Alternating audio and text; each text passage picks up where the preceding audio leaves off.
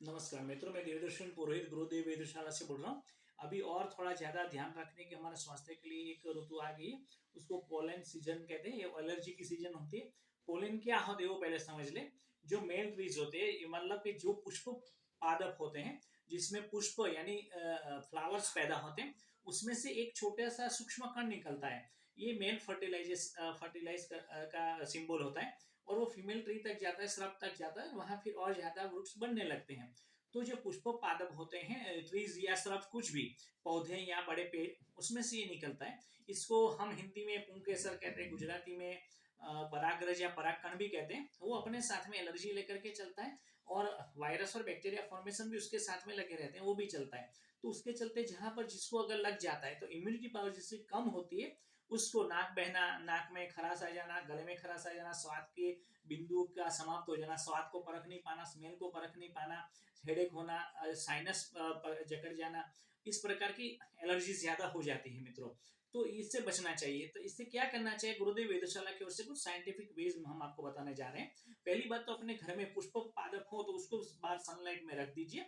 और ज्यादातर हो सके तो तुलसी के पौधे अपने बाहर सनलाइट में लगाएं। क्योंकि तुलसी बहुत अच्छी, सबसे ज्यादा एंटीबायोटिक औषधि के रूप में काम करती है। और ये पोलन के सामने भी एंटी एलर्जिक हो जाती है। दूसरा क्या करें, जहां पर पुष्प पादप है, ऐसे पेड़ हैं, ऐसे ग्रास है, अभी ग्रास रूट्स में से पोलन निकलना शुरू हो गए, फिर धीरे धीरे वृक्ष में से निकलना शुरू हो जाएंगे। तो ऐसी जगहों से पे जाना टाल दें। और जहां पर आपके स्मार्टफोन में अगर दिखाता है कि पोलन काउंट अभी बढ़ गए हैं, तो वहां पर आप जाना छोड़ दें।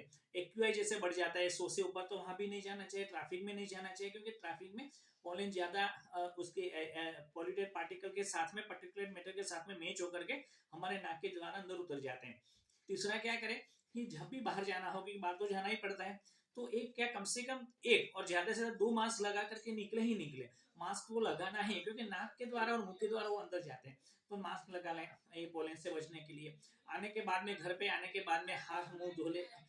हो सके तो कपड़े बदल ले, स्नान भी कर सकते हैं अगर आपका शरीर बॉडी परमिट करता है तो चौथा क्या करें कि हमारे खान पान में थोड़ा, रहन सहन में थोड़ा चेंज करें। और गरम, आयुर्वेदिक जो बताता है उसी हिसाब से गरम खाना चाहिए। और आयुर्वेदाचार्य को पूछ करके इस प्रकार का खाना खाना चाहिए जो सीजनल एलर्जी से हमका हमारा बचाव करता है। ज्यादा से ज्यादा गर्म पानी पीना चाहिए, या गर्म पानी ठंडा करके पीना चाहिए। सूंठ वगैरह का, सौंठ होता है, पाउडर होता है, जिंजर पाउडर, उसका उपयोग करना चाहिए। हल्दी का उपयोग करना चाहिए। हल्दी वाला दूध पीना चाहिए, जो भी हो सके ऐसा। इम्यूनिटी पावर बढ़ाना चाहिए। योगाना रोजाना थोड़ी कसरत वगैरह करनी चाहिए। और अभी सुबह की धूप बहुत बढ़िया होती है। तो सुबह की धूप में 5 10 15 मिनट तक कम से कम बैठना चाहिए, ताकि इम्यूनिटी पावर बढ़े। नित्य यज्ञ करना चाहिए, क्योंकि यज्ञ पर्टिकुलर मैटर को, प्रदूषण को और पोलन पार्टिकल्स को खत्म कर देता है मित्रों। ये हमारी शोध 30 साल की है, जो कहती है कि नित्य यज्ञ घर में करना ही चाहिए। हो सके तो सायंकाल में धूप भी करना चाहिए, औषधि धूप लगा देना चाहिए। तो इस प्रकार की चीजों से हम पोलन एलर्जी से बच सकते हैं। क्योंकि पोलन अपने साथ में वायरस और बैक्टीरिया भी लेकर के चलते हैं मित्रों। तो याद रहे, इसी ऋतु में विषाणु जन्य, कीटाणु जन्य रोग और ज्यादा फैल जाते हैं। ऋतु संधि इसको बोला जाता है। तो इसमें खास ध्यान रखें। और पुंग के सर से बचने के लिए, पराग रस से बचने के लिए, पोलन से बचने के लिए जो सावधानियां बरत सकते हैं, हमें बरतनी चाहिए मित्रों। आइए प्रार्थना करें, सकारात्मक बने रहें। और बिल्कुल नकारात्मक ना सोचे कि इसी टाइम पर, लास्ट टाइम पर जो सेकंड वेव आया था, तो इस बार थर्ड वेव आ जाएगा, ऐसा बिल्कुल ना सोचे। सकारात्मक सोचे, क्योंकि सकारात्मक सोचेंगे तो सकारात्मक चीज हमें, हमारे पास में खींची हुई चली जाएगी। इसके लिए एक अलग वीडियो भी हम बनाने जा रहे हैं, वो भी आप अवश्य देखें। आइए प्रार्थना करें, पेंडेमिक की और प्रदूषण की दुनिया में से समाप्ति कर दे ईश्वर ऐसी।